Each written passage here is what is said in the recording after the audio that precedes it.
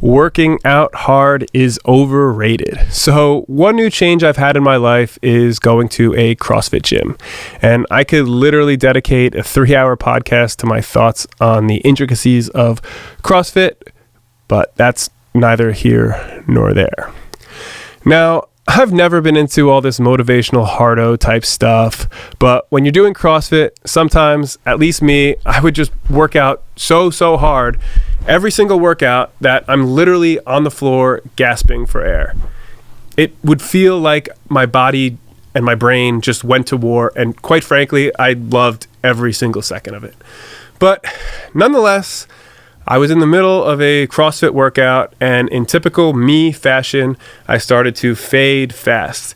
And I reached in, I digged down, I reached deep into my soul for all the cringy, hardo, David Goggins type of motivation that I could find. Conquer your inner bitch.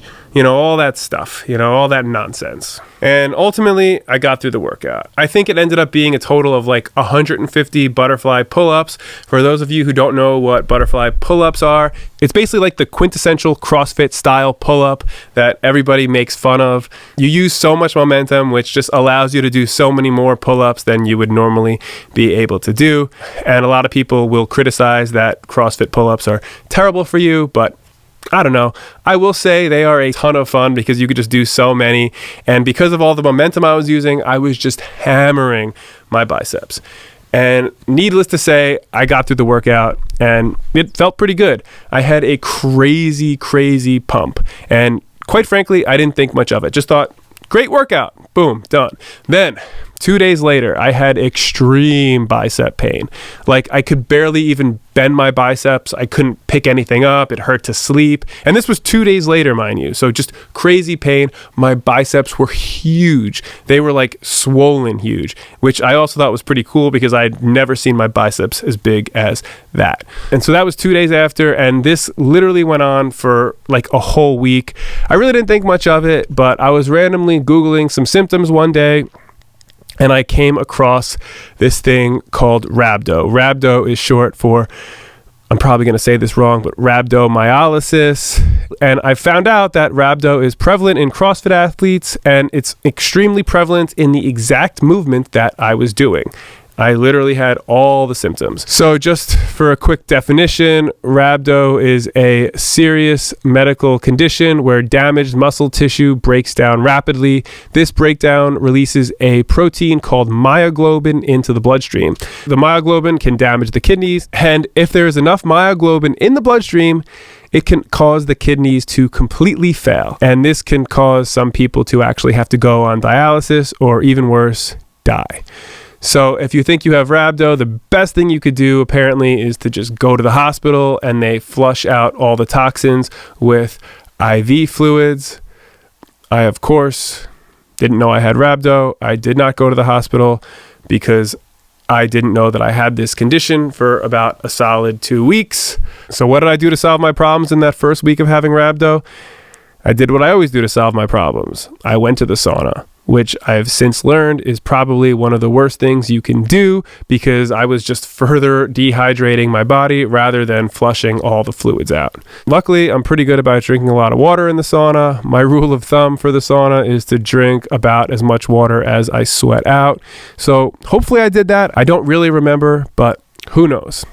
Nonetheless, the way to know that you do have rhabdo is you test your creatine kinase or CK levels, and if your CK levels are high, it pretty much means that you had rhabdo. So I did get my CK levels tested about 2 weeks after the workout, and nonetheless mine were high, and needless to say, this was still 2 weeks out, so I can't even imagine how high my CK levels were that whole week when I was like super sore and going to the sauna like an idiot. They must have been off the charts high because they were still high 2 weeks after. So I'll never actually know how bad my rhabdo was, but I definitely had it. It definitely was bad. And let's just hope that I didn't do any long-term damage. And needless to say, this whole rhabdo thing is all because I wanted to push my limits. And it all comes back to David Goggins. And I don't mean to pick on David Goggins, but to me, he's just like that guy. He's the hardo motivational guy. And I know this is a cold plunge podcast, but it's also a health podcast, because that's really why we're all here. That's really why we're all into cold plunging. And I just don't think at all, and I'm living proof that all that dig deep into your workout until you collapse type stuff, I just don't think that that is healthy. And quite frankly, it's sending the absolute wrong message to people, because the real world is so much more than a freaking Instagram with inspirational music. And unfortunately, the real world has real consequences. So what I want to take away from this is listen to your body, not some motivational guy you see on Instagram Reels. Work out hard, but not too hard. Since my rhabdo incident, I've really just been in maintenance mode, really not overdoing anything, just light workouts a couple times a week. The most I really push is like 80%. I really feel like working out is a lot like stock investments. When you're young, you finish college, you get some crappy job, and your dad tells you to put all your money into savings and 401ks and blah, blah, blah. And at the time, you're young, you think, man, this is so stupid. 15% of what I'm making, it's almost nothing. This seems like such irrelevant amounts of money to be putting into your savings. But if you listen to your dad and you just put that money away and you don't think about it, by the time you're older, you're going to be in a really, really good place financially. And when you're older, you won't need to work much because you'll have saved enough money that your money is then making money for you. Well, working out is the exact same way. If you just put in the work when you're younger, and when you're younger, you can really work out so much more. Your recovery time is better, you can eat like an animal, your injury risk is lower, and you just have so much free time. So if you just put in the work when you're younger, it becomes so easy to maintain your fitness and physique when you're older.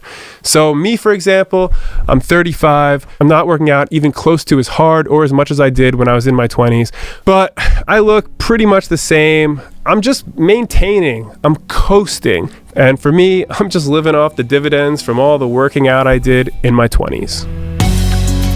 This was a clip from my podcast, the Cold Plunge Podcast. If you want to see more clips like this, be sure to subscribe on all major podcast platforms and check out the links in the description of this video for more.